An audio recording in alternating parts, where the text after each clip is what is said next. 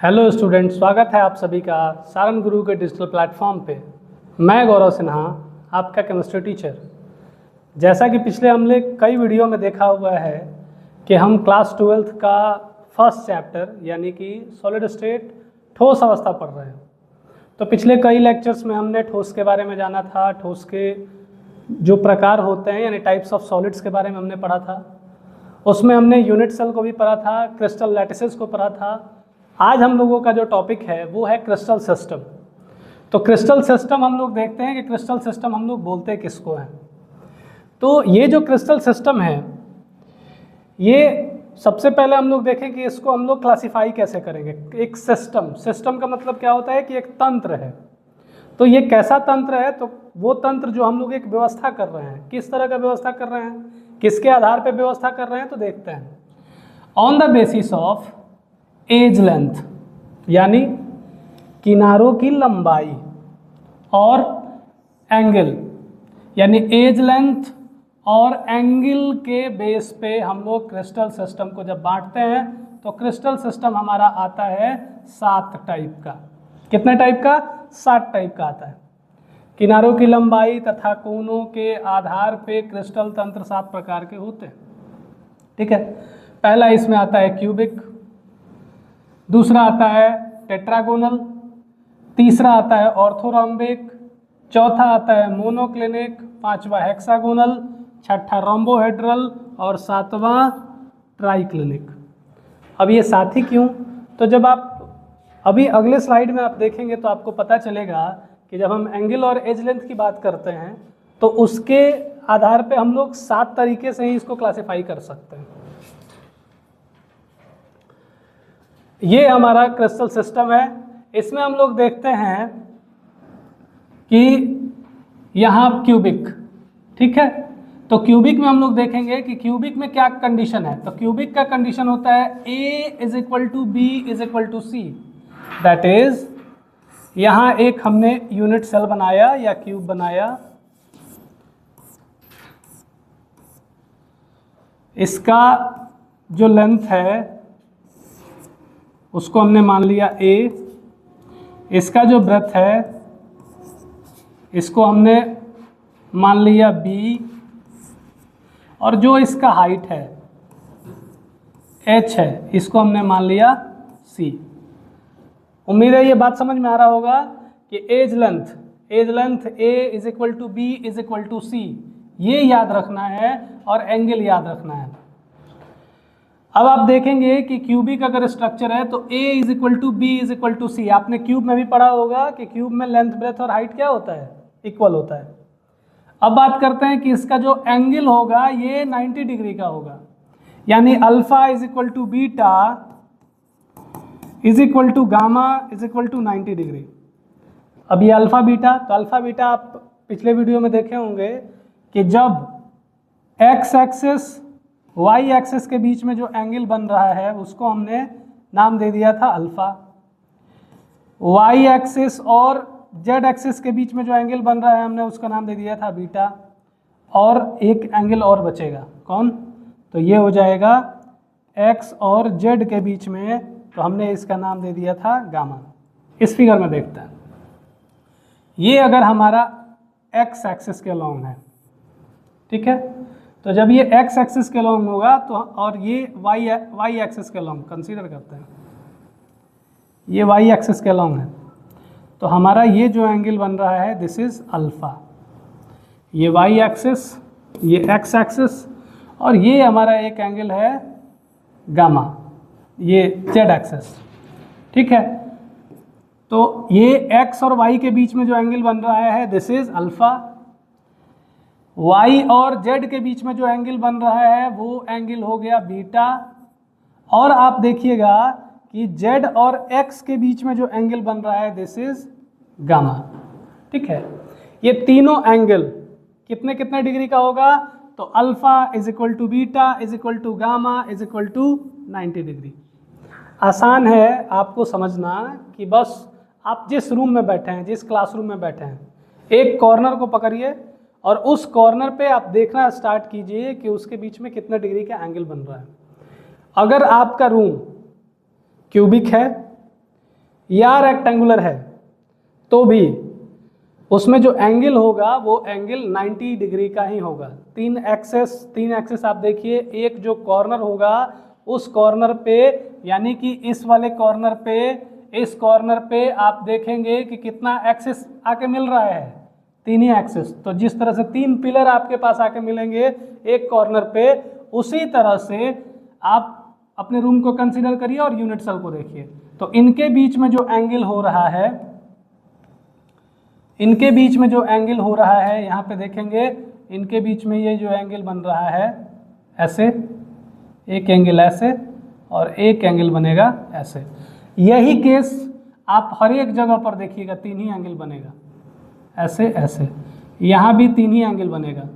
तो जितने भी कॉर्नर होंगे सब पर कितना एंगल बनेगा, तीन ही बनेगा। ठीक, तो हर एक एंगल पर आप देखेंगे कि हर एक कॉर्नर पे तीन एंगल बनेगा, जिसमें अल्फा, बीटा और गामा बनेगा। ठीक है, साथ ही साथ ये ध्यान देना है कि उनका जो एंगल होगा वो होगा 90 डिग्री का। तीनों इक्वल, यानी edge length equal, angle equal, तो उससे जो सिस्टम बनेगा क्रिस्टल सिस्टम, उसका नाम क्या होगा, क्यूबिक क्रिस्टल सिस्टम। ठीक है, अब हम लोग बात करते हैं टेट्रागोनल। तो टेट्रागोनल में आप यहां ध्यान देंगे, A is equal to B is equal to C, ये C बराबर है नहीं है। A is equal to B not but not is equal to C. इस केस में क्या होगा, क्या कंडीशन हो सकता है, तो आपने एक पढ़ा होगा, क्यूब और रेक्टेंगल को पढ़ा है, यानी हिंदी में बोले तो घन पढ़ा होगा और घनाभ पढ़ा होगा। तो घन और घनाभ में क्या अंतर होता है, तो घन और घनाभ में आपने देखा होगा कि घन जो होता है उसमें लंबाई, चौड़ाई और ऊंचाई तीनों बराबर है, लेकिन घनाभ के लिए कंडीशन है कि लंबाई चौड़ाई बराबर हो सकता है, लेकिन ऊंचाई उसका जो होगा वो बराबर नहीं होगा, या तो लंबाई बराबर हो, ऊंचाई बराबर हो, लेकिन उसका चौड़ाई जो होगा वो बराबर नहीं होगा। यानी तीनों जो आपके किनारे हैं, तीनों किनारों से कोई ना कोई दो अगर सेम होगा तो एक सेम नहीं होगा। तो आप देखिए इस स्ट्रक्चर में और इस स्ट्रक्चर में आपको डिफरेंस क्लियर दिख रहा होगा। आप देखिए कि इसका लंबाई, इसका चौड़ाई दोनों अगर सेम है तो गहराई सेम नहीं है। ठीक है, तो A is equal to B not is equal to C. ठीक है, अब आप एंगल देखिएगा तो एंगल का केस वही रहेगा। एंगल का जो केस होगा ये 90 डिग्री, ये 90 डिग्री, और इसके बीच में जो एंगल बनेगा ये भी 90 डिग्री, यानी अल्फा, बीटा और गामा जो होगा वो 90 डिग्री का ही होगा। तो उस टाइप से जो यूनिट सेल बनता है, क्रिस्टल सिस्टम जो बनता है, उसका नाम होता है टेट्रागोनल। तो टेट्रागोनल में याद क्या रखना है कि A is equal to B not is equal to C, but the alpha, beta and gamma always is equal to 90 degree. अब हम लोग बात करते हैं जो हमारा तीसरा है, ये पहला, ये दूसरा, तीसरा, ऑर्थोरॉम्बिक। ऑर्थोरॉम्बिक जो होगा इसमें L not is equal to A not is equal to B not is equal to C, मतलब इसका लंबाई, चौड़ाई और ऊंचाई तीनों में से कोई बराबर नहीं होगा। जैसा कि हम यहां देख रहे हैं इसके केस में,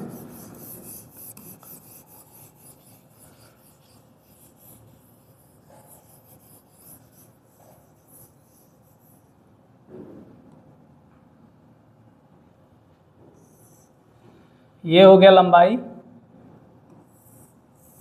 पहले तो हम इसको ऐसे खींच लें,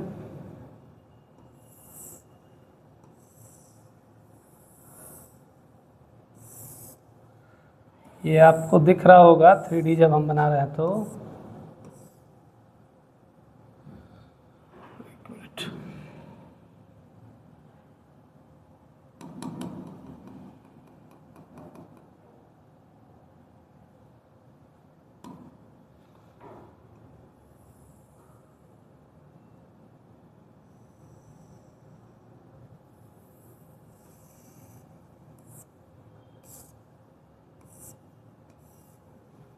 हमारे कहने का मतलब है कि जो इसका L है, ये है B और ये है इसका H। यहाँ L not is equal to B not is equal to H, ठीक है। लेकिन क्या ध्यान देना है कि इसमें भी अल्फा का मान, अल्फा, बीटा और ये हो गया आपका एक्स वाई के बीच में, और ये आपका एक्स एक्सिस, जेड एक्सिस, और ये हो गया वाई एक्सिस।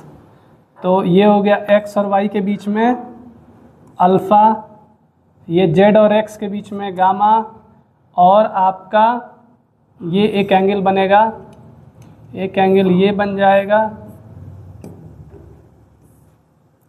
ये हो गया आपका बीटा।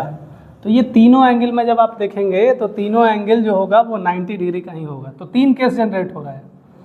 3 शुरुआती का आपको याद रख लेना है, शुरुआत का कि alpha A is equal to B is equal to C, alpha beta gamma तीनों 90 डिग्री। और तो उससे क्या बनेगा crystal system, cubic crystal system बनेगा। अगर ए बी बराबर हो, सी बराबर नहीं हो, लेकिन एंगल जो होगा वो अल्फा बीटा गामा तीनों 90 का होगा, तो उससे बनेगा टेट्रागोनल। और ऑर्थोरॉम्बिक किससे बनेगा, जब ए बी सी कोई बराबर नहीं हो लेकिन एंगल तीनों का बराबर हो। आप देखिए यहाँ एंगल और एक्स वाई, वाई जेड, और एक एंगल कौन सा बन जाएगा, एक इनके बीच में बनेगा और एक एंगल यहाँ पे बन जाएगा। तो इस केस में हम लोग देखेंगे कि alpha beta gamma 90 degree, A B C not is equal to, मतलब तीनों में से कोई बराबर नहीं होगा। लेकिन अब रोम्बोहेड्रल में आता है। अब आते हैं चौथे पे। रोम्बोहेड्रल में क्या बोलता है कि लंबाई, चौड़ाई और ऊंचाई तीनों क्या हो, बराबर हो, लेकिन alpha beta gamma not is equal to 90 degree, मतलब कि तीनों में से कोई 90 डिग्री का एंगल नहीं होगा। एज लेंथ तीनों का बराबर हो लेकिन एंगल बराबर नहीं होगा। उस टाइप के स्ट्रक्चर को, उस टाइप के क्रिस्टल सिस्टम को हम लोग रोम्बोहेड्रल बोलते हैं। बस आपको याद रखना है कि किन किन कंडीशन में किस टाइप के क्रिस्टल सिस्टम का फॉर्मेशन होता है। अब आते हैं हम लोग 5वें नंबर पे हेक्सागोनल। हेक्सागोनल में क्या होता है कि ए और बी बराबर होगा लेकिन सी बराबर नहीं होगा। उस कंडीशन में अल्फा और बीटा जो होगा वो 90 का होगा, लेकिन गामा जो होगा वो कितने डिग्री का होगा, 120 डिग्री का होगा। ठीक है, तो उस तरीके से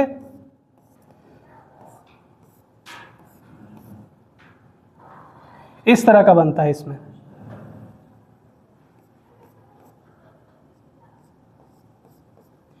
ये वाला जो पार्ट होगा हेक्सागोन में आप देखेंगे तो यहाँ जो एंगल बनता है, ये एंगल बनता है 120 डिग्री का, ठीक है। लेकिन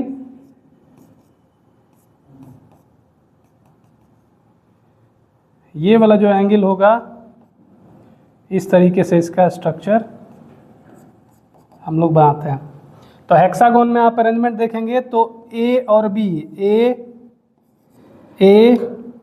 और बी, ए और बी दोनों क्या होगा, सेम होगा, ठीक। लेकिन ये जो H है, ये वाला जो पार्ट है H, या जिसको हम लोग C बोल रहे थे, ये बराबर नहीं होगा, ठीक है।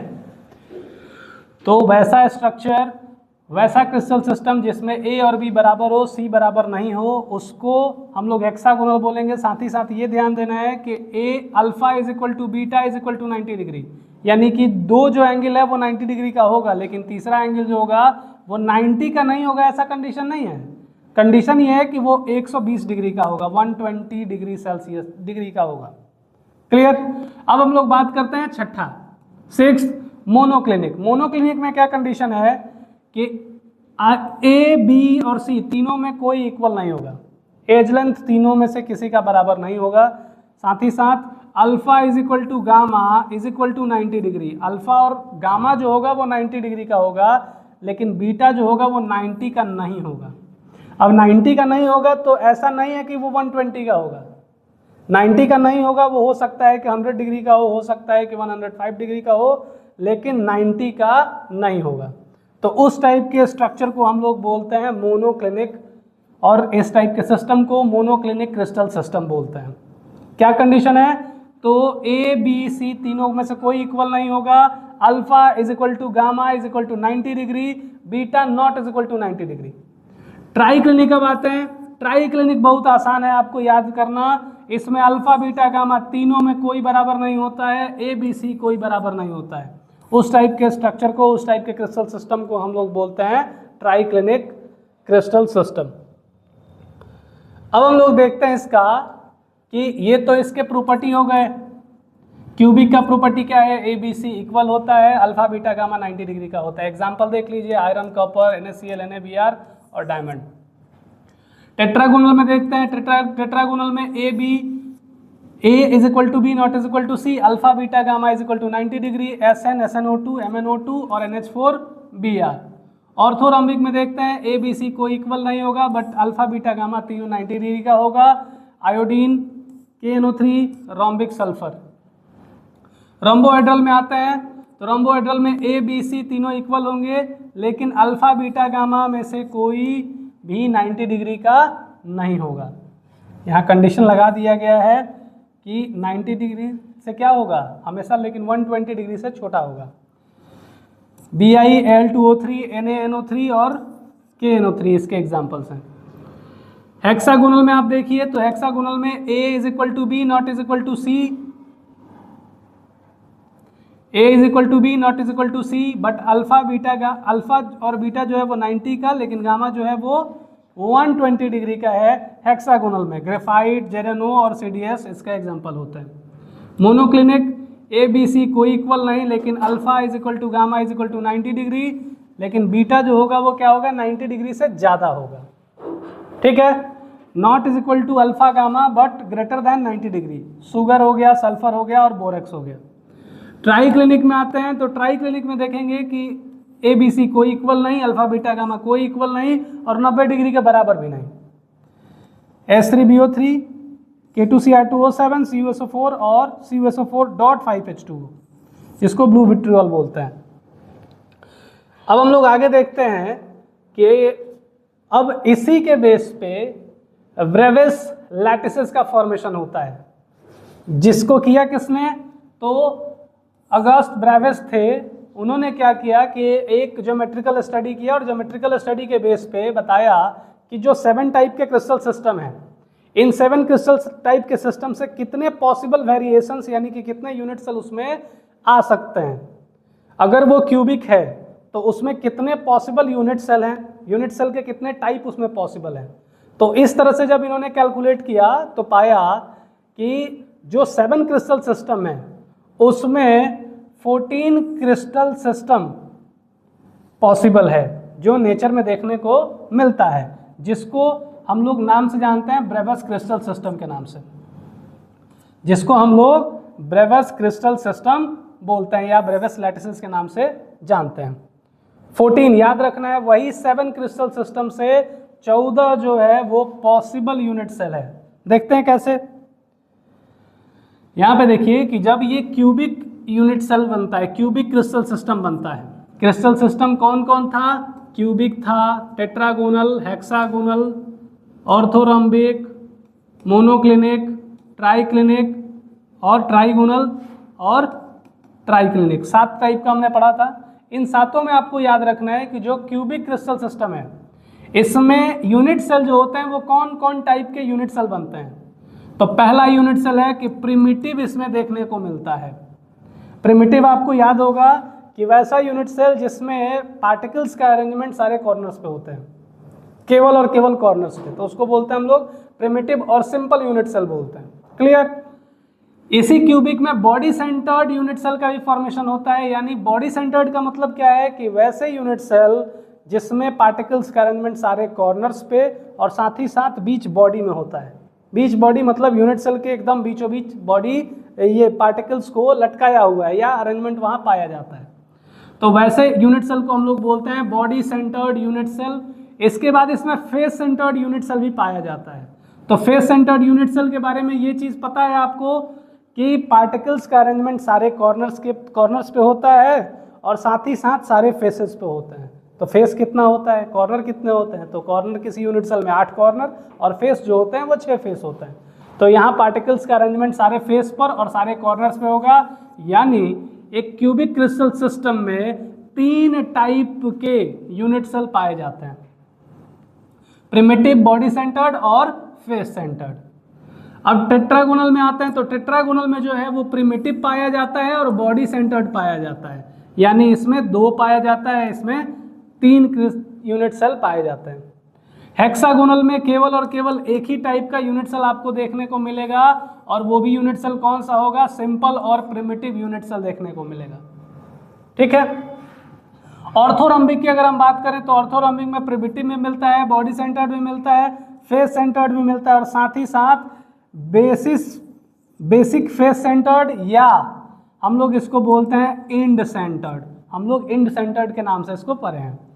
तो इंड सेंटर्ड में क्या होता है कि पार्टिकल्स का अरेंजमेंट सारे कॉर्नर्स पे और आमने सामने के कोई 2 फेसेस पे होता है, जिसको हम लोग इंड सेंटर्ड बोलते हैं। तो ऑर्थोरम्बिक में याद रखना है कि यूनिट सेल जो पॉसिबल है वो है 4, हेक्सागोनल में यूनिट सेल जो पॉसिबल है वो है 1, टेट्रागोनल में जो पॉसिबल यूनिट सेल है वो है 2 और क्यूबिक में जो पॉसिबल है वो है 3। अब आगे देखते हैं। मोनोक्लिनिक में प्रिमिटिव पाया जाता है और इंड सेंटर्ड पाया जाता है, बेसिस फेस सेंटर्ड या इसको हम लोग इंड सेंटर्ड बोलते हैं। तो इसमें पाया गया कितना, 2। इसमें क्या क्या नहीं पाया जाता है मोनोक्लिनिक में, तो मोनोक्लिनिक में बॉडी सेंटर्ड नहीं पाया जाता है, फेस सेंटर्ड नहीं पाया जाता है, प्रिमिटिव और इंड सेंटर्ड पाया जाता है। ट्राई क्लिनिक में देखेंगे तो केवल और केवल प्रिमिटिव देखने को मिलेगा या सिंपल यूनिट सेल देखने को मिलेगा, और ट्राई क्लिनिक में भी क्या मिलेगा, केवल और केवल प्रिमिटिव और सिंपल यूनिट सेल मिलता है। तो इसमें हो गया 1, इसमें हो गया 1, टोटल जब हम जोड़ेंगे तो ये आ जाएगा 14। ठीक है। तो ब्रेवस क्रिस्टल सिस्टम में यही चीज बताया गया है कि जो हमारा 7 टाइप का बेसिक क्रिस्टल सिस्टम है उसमें 14 जो है वो पॉसिबल वेरिएशन हमको देखने को मिले हैं। आपको याद ये रखना है कि क्यूबिक में 3, टेट्रागोनल में 2, हेक्सागोनल में 1, ऑर्थोरम्बिक में 4, मोनोक्लिनिक में 2, ट्राइगोनल में 1 और ट्राइक्लिनिक में 1। ठीक है। तो ये क्रिस्टल सिस्टम हम लोगों को पढ़ना था। तो ये ब्रेवस का क्रिस्टल सिस्टम है। ठीक है। अब हम लोग आगे के क्लास में डिस्कस करने जा रहे हैं क्लोज पैक्ड स्ट्रक्चर के बारे में। ब्रेवस क्रिस्टल सिस्टम के बारे में हमारा जो अगला टॉपिक आ रहा है वो है क्लोज पैक्ड स्ट्रक्चर, जिसको सुसंकुलित संरचना बोलते हैं। सुसंकुलित है, क्लोज पैक है, क्लोज पैक। क्लोज पैक का मतलब क्या हो गया कि एक जगह एक दूसरे के बहुत क्लोज और नज़दीक रखना। अब इसमें हम लोग ये चीज़ देखते हैं कि ये अरेंजमेंट क्यों पढ़ाया गया है। तो पार्टिकल्स के अरेंजमेंट के बारे में, चूंकि ये जो चैप्टर है हमारा सॉलिड स्टेट है, इसमें हम लोग देखते हैं कि पार्टिकल्स को हम लोग जो कंसिडर करेंगे, क्या वो रेक्टेंगुलर पार्टिकल्स कंसिडर करते हैं? नहीं। कभी भी जब हम एटम्स, मॉलिक्यूल्स और आयंस को कंसिडर कर रहे हैं तो हम लोग स्फेरिकल उसका शेप कंसिडर करते हैं, यानी 3 डायमेंशनल शेप होगा और क्या होगा, स्फेरिकल होगा। तो जब स्फेरिकल होगा तो स्फेरिकल अगर होगा तो हम लोग किस तरह से उसको अरेंज कर सकते हैं।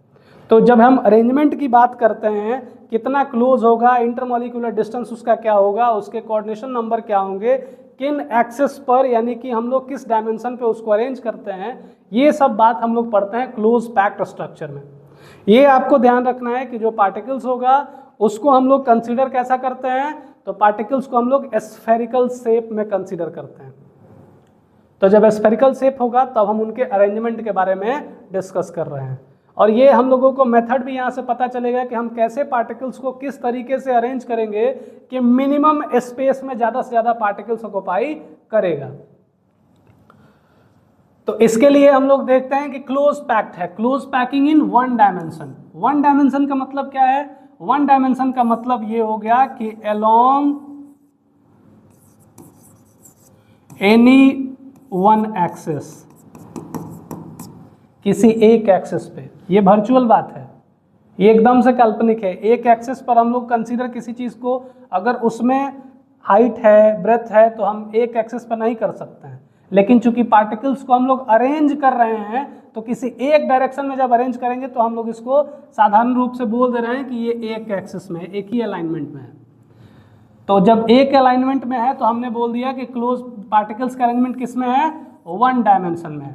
हमने यहाँ से इसका ऊंचाई और गहराई कंसीडर नहीं किया है, तभी ये एक एक्सिस में है। अब इस कंडीशन में आप देखिएगा जो एक पार्टिकल्स होगा वो कितने को टच कर रहा है, तो ये जितने को टच करेगा उसको हम लोग बोलते हैं कोऑर्डिनेशन नंबर।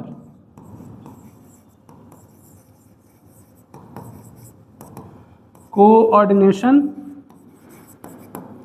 नंबर बोलते हैं, ठीक है। तो कोऑर्डिनेशन नंबर इसमें कितना होगा, हर एक पार्टिकल्स को आप देखेंगे, ये जो एक पार्टिकल्स है कितने को टच कर रहा है, इसको टच कर रहा है, इसको टच कर रहा है, ये वाला जो पार्टिकल्स है इसको भी टच कर रहा है, इसको भी टच कर रहा है। तो हर एक पार्टिकल्स का जो कोऑर्डिनेशन नंबर होगा वो कितना होगा, तो ध्यान देना है 2 होगा। तो वन डायमेंशन के अगर अरेंजमेंट हो रहा है, एक ही एक्सेस के अलोंग अगर हम पार्टिकल्स को अरेंज कर रहे हैं, तो जो उसमें जो उसका कोऑर्डिनेशन नंबर होगा, यानी कि नेबरिंग पार्टिकल्स जो होंगे, जो उसके पड़ोसी जो होंगे जिसको वो टच कर रहा है, उसका नंबर जब होगा तो कितना होगा, 2 ही होगा। क्लियर।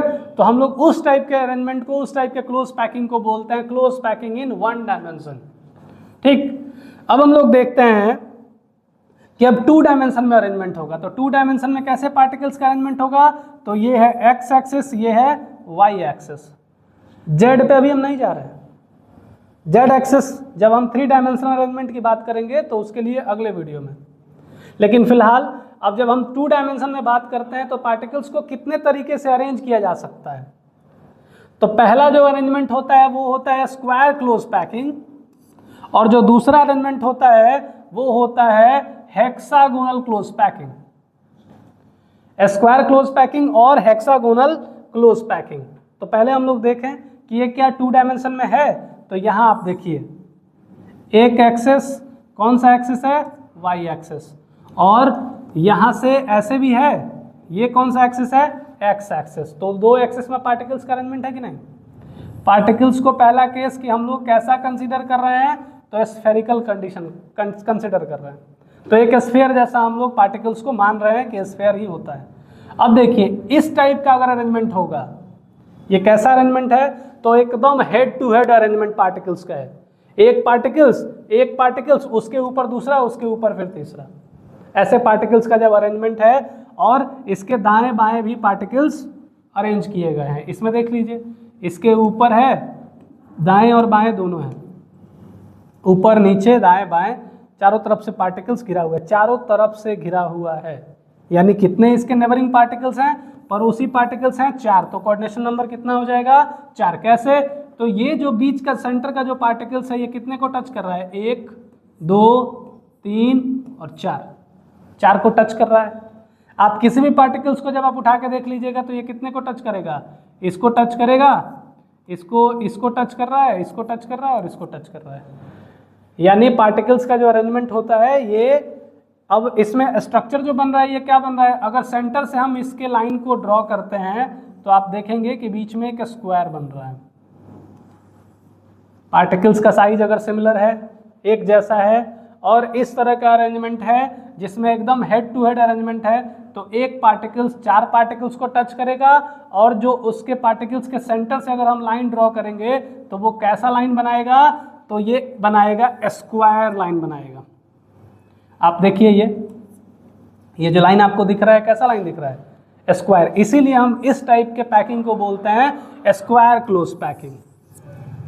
ठीक है, आगे देखते हैं। ये 2 डायमेंशन का पहला है स्क्वायर क्लोज पैकिंग। अब दूसरा जो है हम लोग देखते हैं हेक्सागोनल क्लोज पैकिंग। ये हेड टू हेड अरेंजमेंट नहीं है। आपने देखा होगा कि जब ठेला वगैरह पे जब लोग सेव बेचते हैं, एप्पल जब बेचता है तो ठेला पे कैसे अरेंज करता है, पहले एक लेयर लगाएगा, उसके बाद उसके गैप में डालेगा। तो यही देखिए यहाँ पे कि पार्टिकल्स को हमने अरेंज किया, और पार्टिकल्स एक दूसरे से पहले हमने 1 डायमेंशन अरेंज किया। इसके बाद क्या हुआ कि जो बीच में गैप है, गैप में पार्टिकल्स को अरेंज किया गया। उसके केस में अगर हम फिर से समझें तो आप देखेंगे कि हेड टू हेड अरेंजमेंट है पार्टिकल्स का, और इसके केस में क्या है, कि गैप में पार्टिकल्स का अरेंजमेंट है, ये पार्टिकल्स और इसके गैप में पार्टिकल्स का अरेंजमेंट है, हेड पर नहीं है। स्क्वायर क्लोज पैकिंग में ऐसे सामने सामने अरेंजमेंट होता है, और हेक्सागोनल क्लोज पैकिंग में पार्टिकल्स का अरेंजमेंट गैप में होता है। ठीक है, तो अब इसमें हम देखेंगे कि जो एक ये बीच में सेंटर है, पार्टिकल्स सेंटर में कोई पार्टिकल्स है, कितने को टच कर रहा है, 1 2 3 4 5 6 को टच कर रहा है।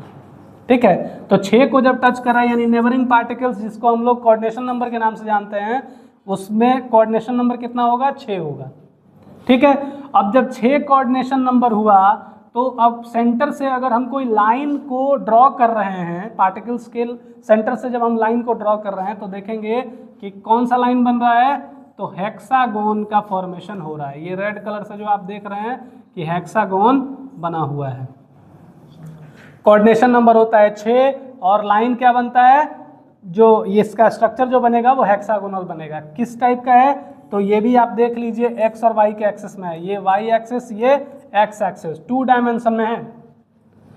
तो यानी कि आपको बेसिक सा चीज़ याद रखना है कि जब हम लोग क्लोज पैकिंग करते हैं तो 2 डायमेंशन में 2 तरह का क्लोज पैकिंग होता है, स्क्वायर क्लोज पैकिंग और हेक्सागोनल क्लोज पैकिंग। लेकिन 1 डायमेंशन में जब हम बात करेंगे तो एकदम लीनियर होगा, कोऑर्डिनेशन नंबर जो एक पार्टिकल्स का होगा वो 2 होगा। स्क्वायर क्लोज पैकिंग में 2 डायमेंशन में अगर स्क्वायर क्लोज पैकिंग है तो इसमें कोऑर्डिनेशन नंबर 4 होगा। 2 डायमेंशन में अगर हेक्सागोनल क्लोज पैकिंग है तो उसका कोऑर्डिनेशन नंबर 6 होगा। ठीक, तो ये पार्टिकल्स के अरेंजमेंट का हम लोग कंसेप्ट सीख रहे हैं, देख रहे हैं। ठीक है, अब हम लोग नेक्स्ट क्लास में हम लोग बात करेंगे, नेक्स्ट क्लास में हम लोग क्लोज पैकिंग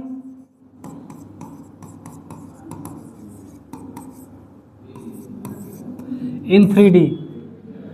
तो नेक्स्ट क्लास में हम लोग क्लोज पैकिंग इन 3 डायमेंशन की बात करेंगे। ठीक है, उम्मीद है कि ये जो हमने आपको बताया इस टॉपिक के बारे में आपको पसंद आया होगा, और जो भी आपका डाउट है आप कमेंट करेंगे और इसको रिवाइज करेंगे। उम्मीद है कि ये टॉपिक मैंने क्लियर किया हुआ है। धन्यवाद। अगले वीडियो में मिलते हैं क्लोज पैकिंग इन 3 डायमेंशन के साथ।